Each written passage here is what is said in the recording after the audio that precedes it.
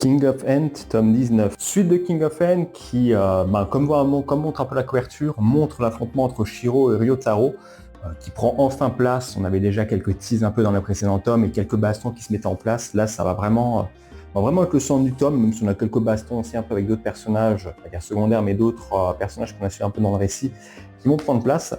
Et ce que j'ai trouvé intéressant, c'est on voit aussi un peu plus le passé de Ryotaro, comment est-ce qu'il s'est devenu un peu chef de gang, essayer d'imposer un peu sa loi.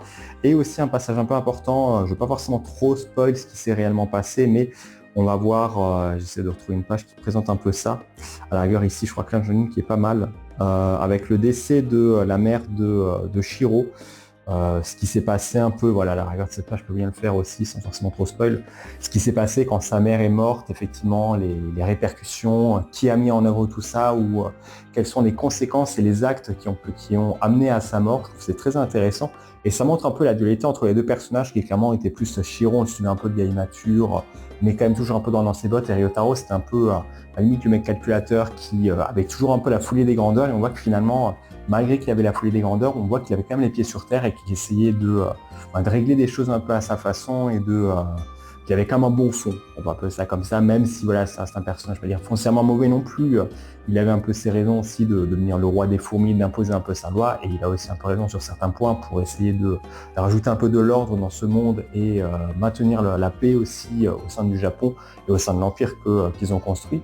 Mais ouais, je trouve que c'est vraiment un tome bourré d'action, de révélations, c'est un peu tout ça. On a le dénouement quasiment de l'affrontement. Je ne vais pas forcément dire qui gagne ou qui perd ou ce qui se passera à la fin, mais on a une partie de dénouement et ça me donne envie vraiment de voir la suite. Et en vrai, je me demande aussi un peu, parce qu'on nous a déjà montré un peu des trucs, ouverture sur le monde et tout ça, avec Ryotaro qui se baladait, qui avait aussi, je crois au niveau de la Chine, qui avait des idées pour augmenter l'Empire et qu'on n'a pas encore de date de fin pour la série au Japon.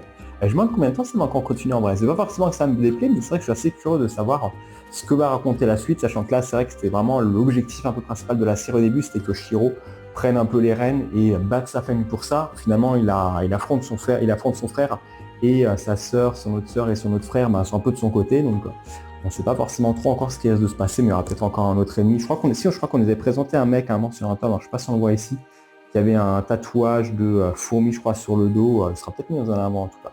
Mais ouais, ça me hype pour la suite. Et clairement, King of N, toujours une série full baston, méconnue en plus. Je trouve ça assez dommage, mais ouais, que j'apprécie toujours autant. Et toi, t'en penses quoi?